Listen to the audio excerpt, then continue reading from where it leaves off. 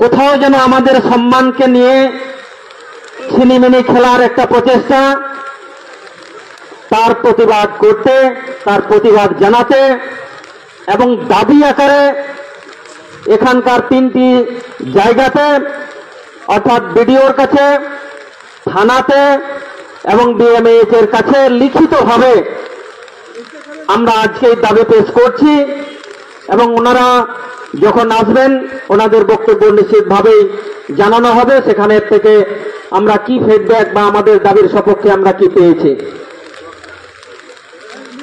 আজকে আমাদের এই অঞ্চলের বিধায়ক, সম্মানীয় বিধায়ক রবিলোচন সোরেন বাবু, এ রাজ্যের মুখ্যমন্ত্রী ওনাকে একটা চিঠি দিয়েছেন যে পশ্চিমবঙ্গের আদিবাসীদের কি কি উন্নয়ন করেছেন তার একটা খতিয়ান দিয়েছে এবং কয়েক ঘন্টা আগে রাজীব লোচন সোরেন মহাশয় তার নিজস্ব প্রোফাইলে সেই বিষয়টা পোস্ট করেছেন। আমি বলবো অত্যন্ত ভালো কথা। উনি যে হিসেবটা দেওয়া হয়েছে যে 155টি ল্যাম্পস যার মাধ্যমে আদিবাসীদের উন্নয়ন হচ্ছে বা সেই উন্নয়নের কর্মযজ্ঞ চলছে, আমি রাজীব বাবুকে বলতে চাইছি এই মাইকের আওয়াজটা যদি রাজীব বাবুর কান পর্যন্ত পৌঁছায় আমার প্রশ্নটার উত্তর দেবেন। 2011 সাল থেকে 2025-এর আজকের 21শে আগস্ট পর্যন্ত এই 155টি ল্যাম্পসকে নির্বাচন কি করা হয়েছে? যদি হয়ে থাকে তাহলে উত্তর দেবেন। যেখানে প্রতি বছর নির্বাচনের মাধ্যমে আদিবাসী প্রতিনিধি আদিবাসী এলাকার অভাব অভিযোগকে নিয়ন্ত্রণ করে এবং ল্যাম্পসের মাধ্যমে তা সুনিশ্চিত করার নিরাপত্তার ব্যবস্থা করেন, আমি বলছি সেই নির্বাচনটা কি হয়েছে? আজও পর্যন্ত হয়নি। 2011 সাল থেকে সমবায় যতগুলো কমিটি ছিল সবগুলোই কিন্তু বাজেয়াপ্ত আছে 2011 সাল থেকে 2025-এর আজকের 21শে অক্টোবর পর্যন্ত। কি ধরনের উন্নয়ন ঘটবে? এলাকা ভিত্তিক ভাবে, ব্লক ভিত্তিক ভাবে একটা ল্যাম্পস আদিবাসীদের উন্নয়নের রাস্তা দেখায়, আদিবাসীদের উন্নয়নের সহযোগিতা করে। যদি সেখানে সমবায় নির্বাচনটাই বন্ধ থাকে তাহলে কিভাবে আদিবাসীদের উন্নয়ন হবে ল্যাম্পসের মাধ্যমে? কখনো হতে পারে না। রাজীব বাবুর কাছে উত্তর থাকলে আগামী 12 ঘন্টার মধ্যে আপনি সেই উত্তরটা দেবেন আপনার প্রোফাইলে, এটা আমি আশা করছি। যে বানওয়ান এলাকার আদিবাসীদের জনপ্রতিনিধি হয়ে আপনি আদিবাসীদের সেই উন্নয়নের কথাটা আমার এই প্রশ্নের উত্তরটা আপনি দিয়ে যাবেন। আজকে আমরা যে জন্য এখানে সমবেত হয়েছি, এ রাজ্যের সর্বত্র এমন কোন জেলা নেই যেখানে আদিবাসীদের ধ্বংসের একটা ষড়যন্ত্র করা হয়নি। আজকে উনি বলছেন 851টি পাট্টা দেওয়া হয়েছে। এ রাজ্যের আদিবাসীদের পাট্টার সংখ্যা কত আছে মহাশয়? এ রাজ্যের আদিবাসীদের পাট্টার সংখ্যা কত আছে মহাশয়? মাত্র ন্যূনতম 851টি পাট্টা দানের ব্যবস্থা, মাঝি দানের ব্যবস্থা করেছেন। কিন্তু বাকি আদিবাসীদের কথা ভাবে দেখা হয়েছে? ভূমিজীরা কোন একটা দেবত্ব স্থাপনে পূজা পার্বণ করে থাকে, তার কটা পাট্টা দিয়েছেন আপনি তার তথ্য পেশ করবেন আগামী 12 ঘন্টার মধ্যে।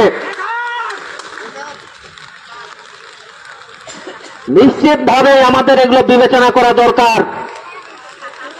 আমরা যাদের নির্দিষ্ট দাঁড়াবার স্থান মনে করছি না, আমিও তাদেরকেও প্রশ্ন করছি যে আমাদের এই এলাকার, এই বানওয়ান এলাকার ব্যাপক একটা জনসংখ্যা ভূমিদের যাদের এখনো আশা করি সেই গোরাম থানের কোন একটা পাট্টা পেয়েছে বলে আমার যথেষ্ট সন্দেহ আছে। কবে পাবে, কত বছর সময় লাগে সেই পাট্টাগুলো দেওয়ার ক্ষেত্রে, এটা গর্ব করে প্রচার করার কোনো মানে আমি দেখতে পাইনি। একটা বিরাট বড় একটা অংশ যেখানে বঞ্চিত হচ্ছে। রাজ্যের সর্বত্র আজকে নারী নির্যাতনের বিরাট বড় একটা উদাহরণ হয়ে গেছে এই রাজ্য।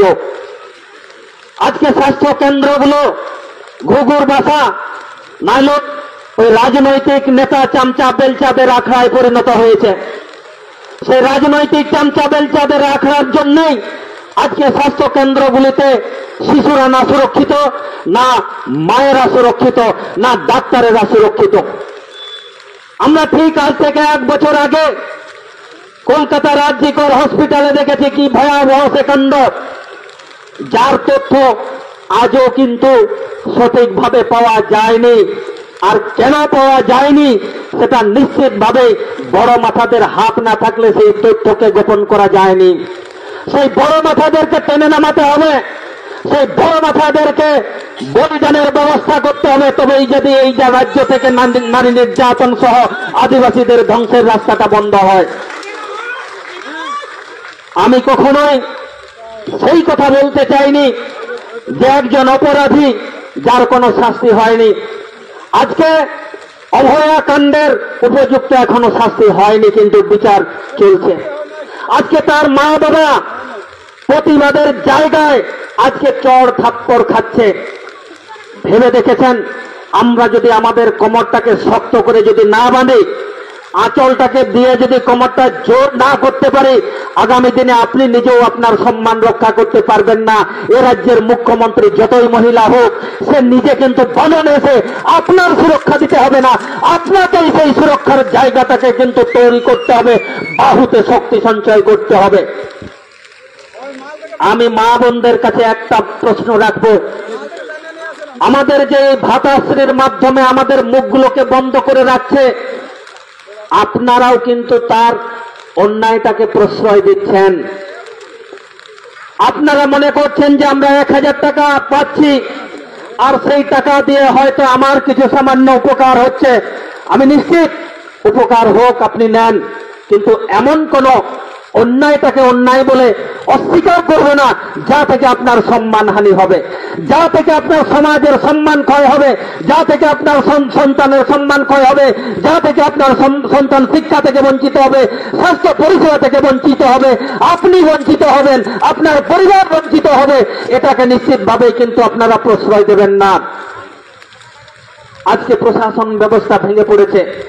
প্রশাসন ব্যবস্থা যদি ভেঙে পড়ে তাহলে কি হয় না, সাধারণ মানুষ সুরক্ষিত থাকতে পারে না।